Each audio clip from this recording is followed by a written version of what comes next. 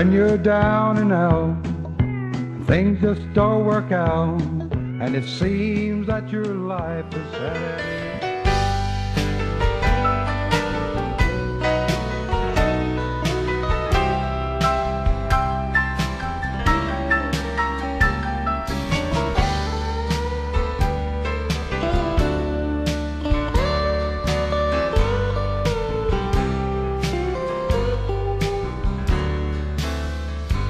Mary came to the tomb of Jesus.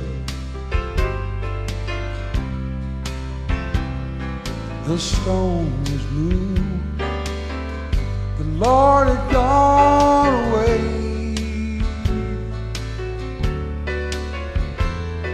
The angel said, "Fear not, I know, seek ye." But he is risen. This she heard him say.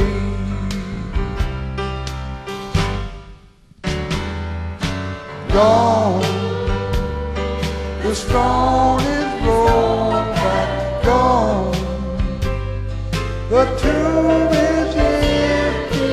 Gone, to sit at his Father's side.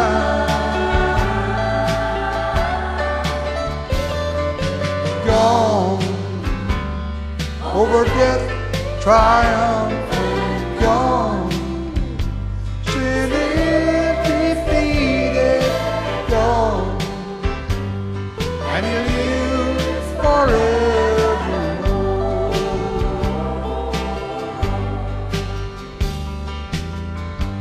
Now my friend, if you don't know Christ my Savior,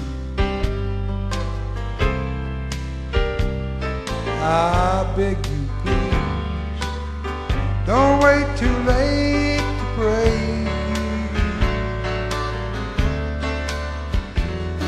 Don't wait until the bride has been completed.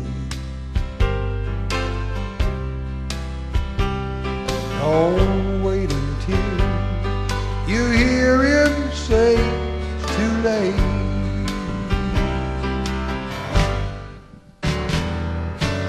Gone, the stone is rolled back. Gone, the tomb is empty. Gone, to sit at his Father's side. Gone, over death triumphant.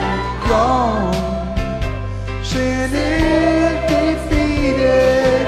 Gone, and he lives forevermore. I said he's gone, over death triumphant. Gone, sin is defeated. Gone, to sit at his Father's side. I said he's gone, over death triumphant. Gone, sin is defeated. Gone, and he lives forevermore.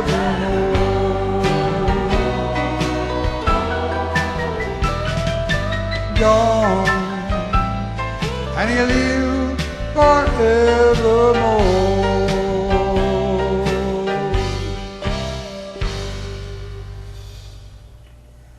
The book of the Revelation, chapter 17. Chapter 17, this is probably one of the longest portions of teaching that we'll do throughout this entire book of the book of the Revelation, excuse me.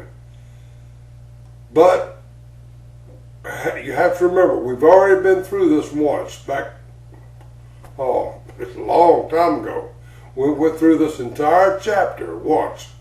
Why do I go through that chapter? Because I know that This is where we stand as I speak today. And I want you to pay very close attention. I want you to be here every time we do this, because it is so vitally important that you do so. Because this will let you know where you are in the scheme of things right today.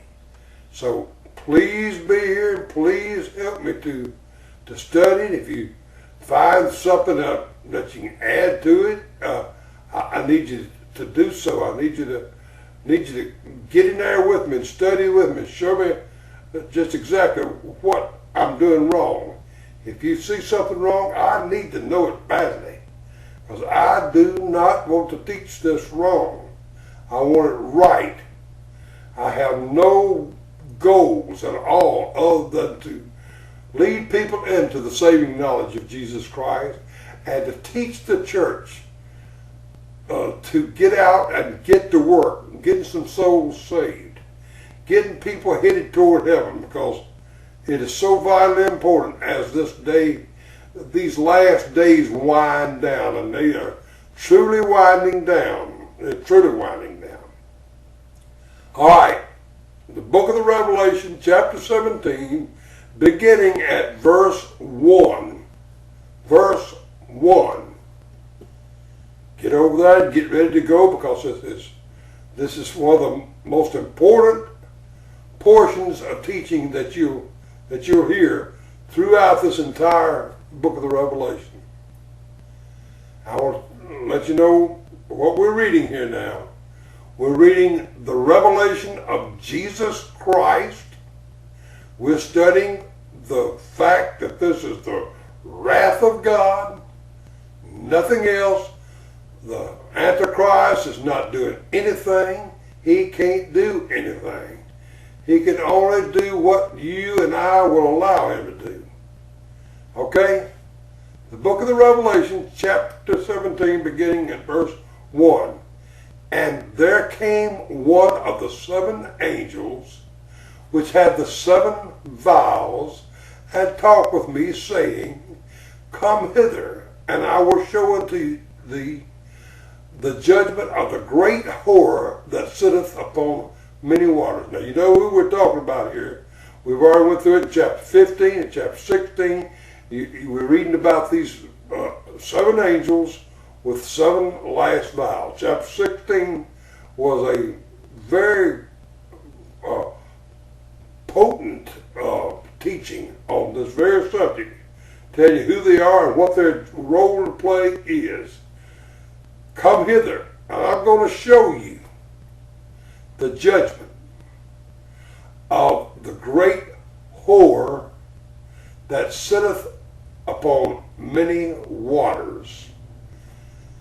Revelation 12:13, we visited this same situation once before. Excuse me.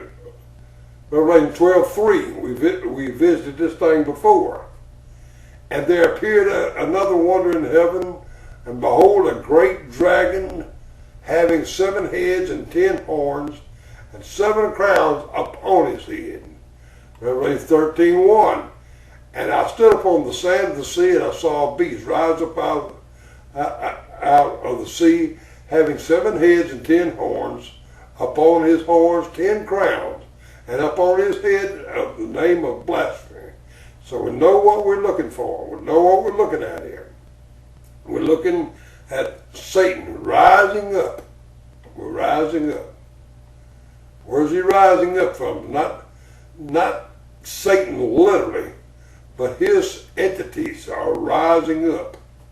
Remember, the dragon and the beast and the whore are 3 different things. Now, keep that in mind. The beast, the dragon, and the whore are 3 different things.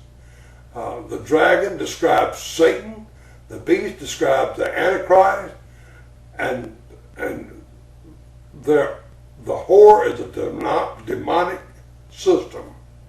She's a demonic system, and has been in existence for many, many, many moons. I mean, since kingdoms begin. We look at all this as we go down through. We're going to look at it very, very carefully. The false prophet is only mentioned about 3 times in the Bible, and but still he's a major instrument. Why there's no more emphasis played on him than there is, I don't know. But I guess it's well, the Antichrist wouldn't get any focus off of him. But anyway, this here's where it goes. The false prophet, like I say, has only been mentioned 3 times in the Word of God, but he's still a very, very major instrument in the scheme of things. The great whore, as we soon see, describes a satanic religious system. A satanic religious system that is at this very moment, right now, it is in operation. Right on this earth, and I'm going to show it to you in no uncertain terms. You won't have any problem understanding that. It is obvious where this beast comes from. It doesn't come up out of the water.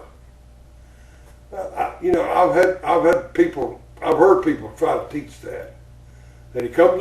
This is a great fish that come up out of the ocean. Oh no! Come on. It's very obvious where you come from. Not up out of the literal water, but from among people. I've invited you time and time again to go to Revelation chapter 17:15. And we work our way down through that verse.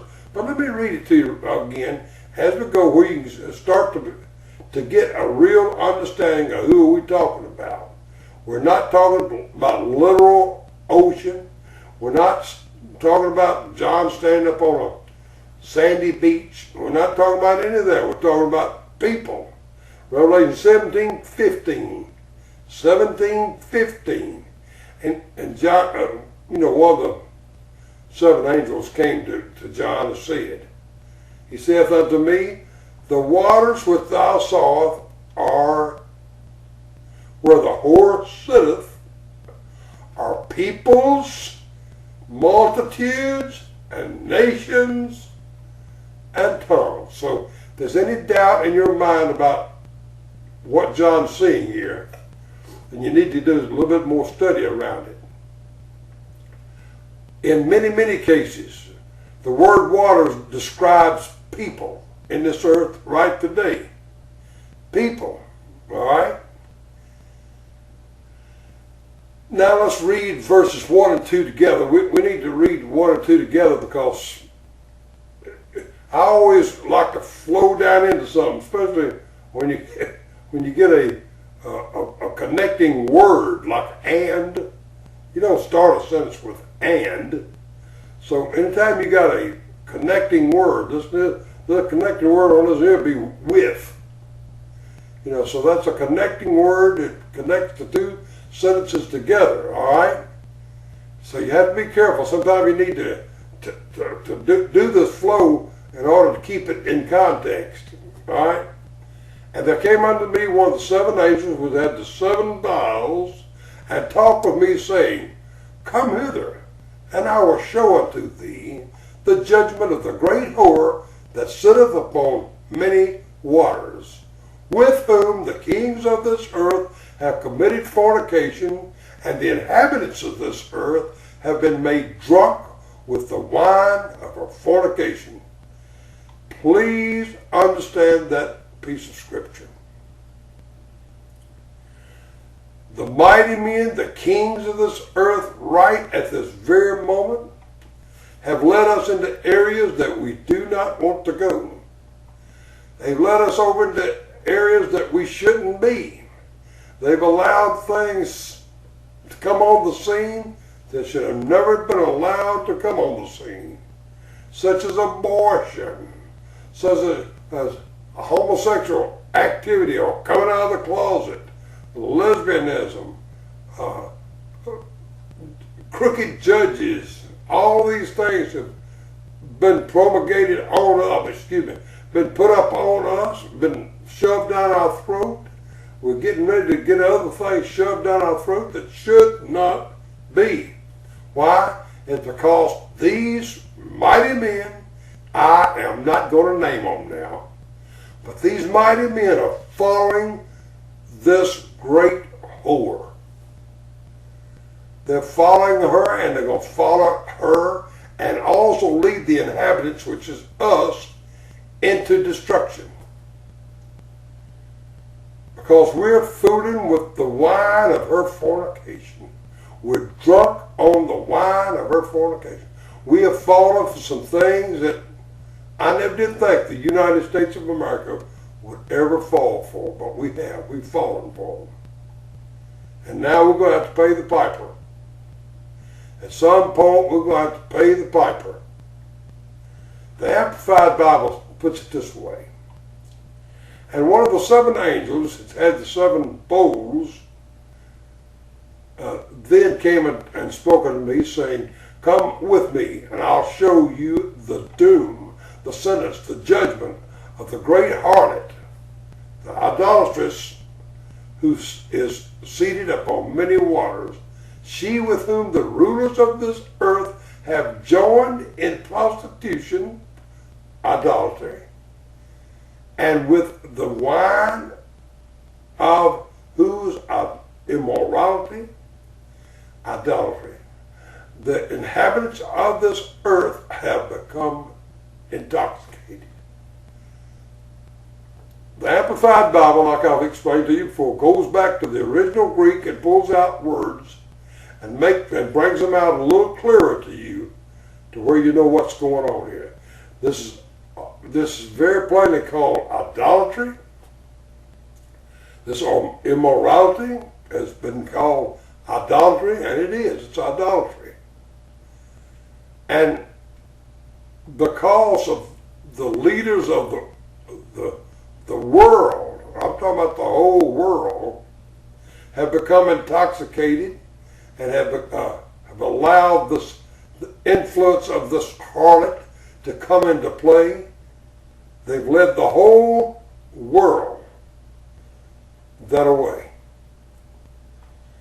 Notice the Amplified says seated upon many waters. It's very clear who she's seated upon and where she's seated right now in many people. It's very clear. It involves a lot of people right today.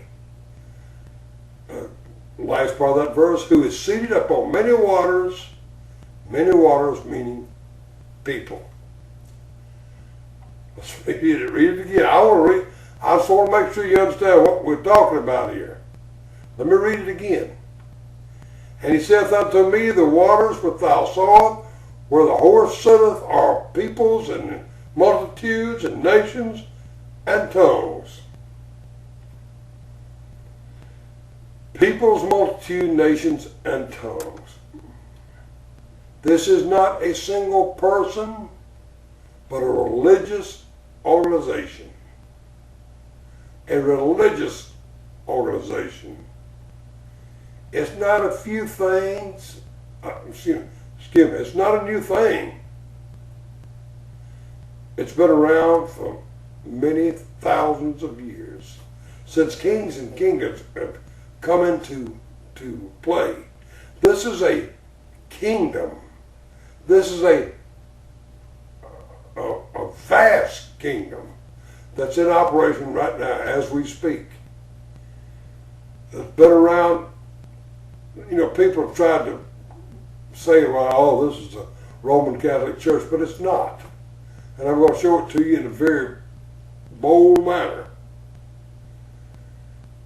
They've been around since kings and kingdoms have existed and has primarily ruled over all the other kingdoms from the time kingdoms began until now. And it's still operating right now, and it still has this major influence over these kings.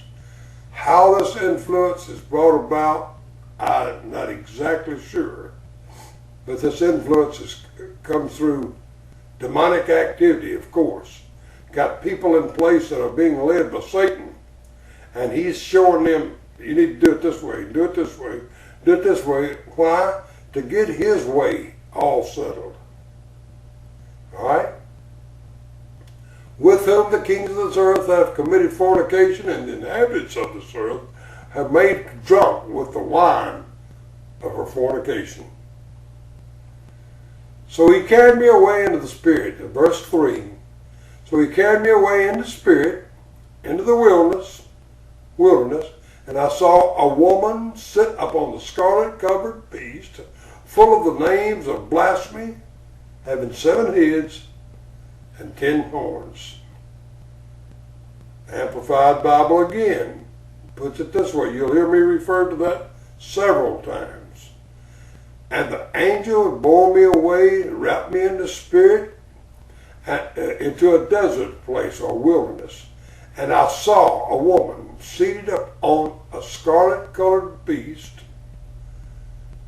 that was all covered with blasphemous titles and names.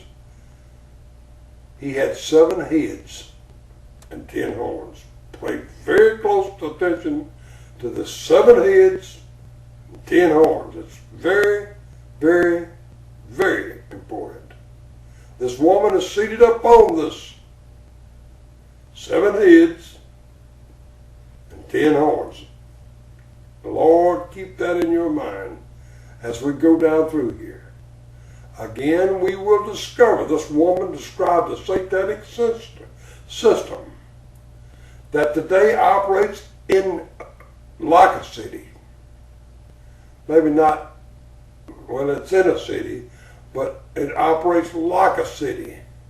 It's in a city in Europe and has a great, great influence over the rest of the world, especially in the political arena. She is described as a city and a harlot. Revelation 17:18 says this, and the woman which thou sawest is a great city, which reigneth over the kings of this earth, with whom kings of the earth have committed fornication, inhabitants of this earth have made drunk with the wine of her fornication. Revelation 18:16 says this, and saying, alas, alas, that great city that was clothed in fine linen, and purple, and scarlet, and decked with gold, and precious stones, and pearls. She's gone. That describes, of course, the destruction of the harlot system and the city in which she dwells. That's what it describes.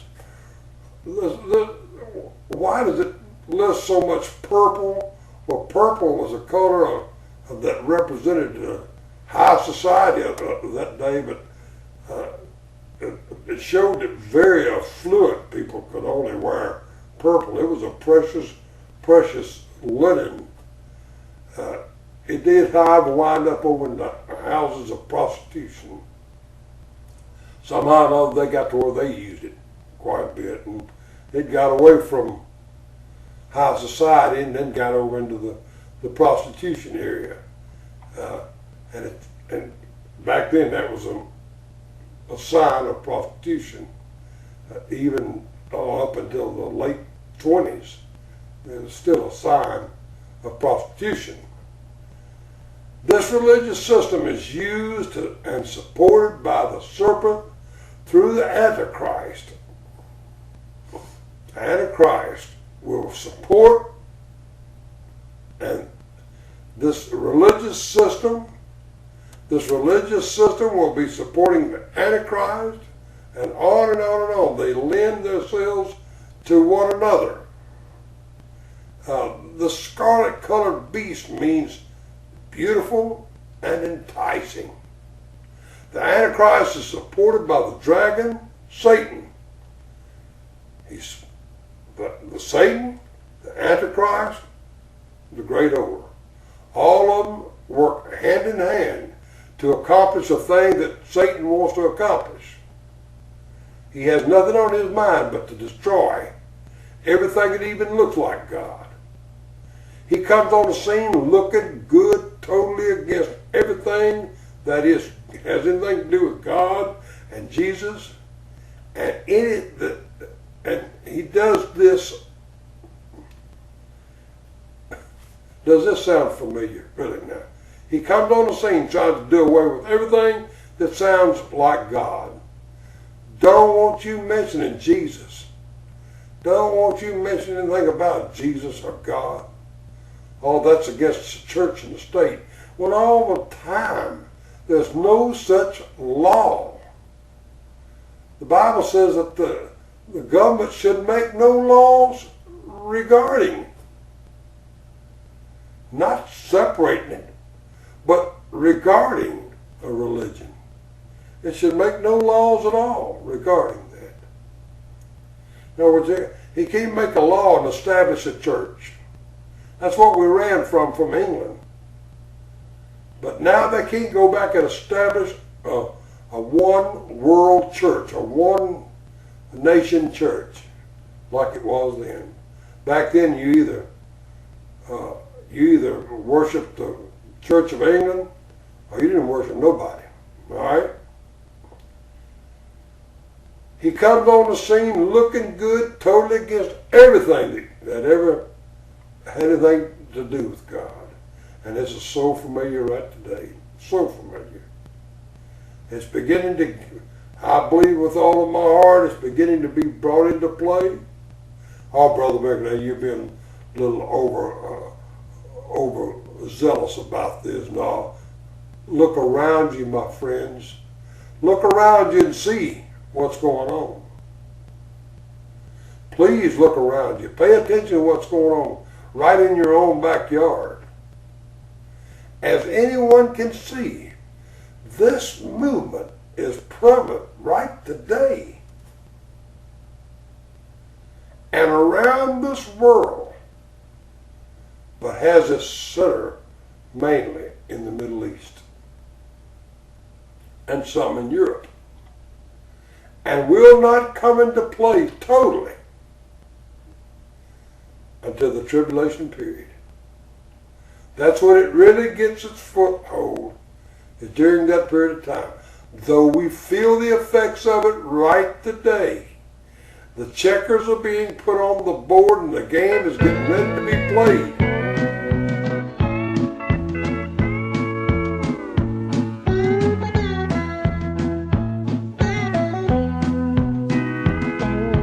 When you're down and out, things just don't work out, and it seems that your life is at an end.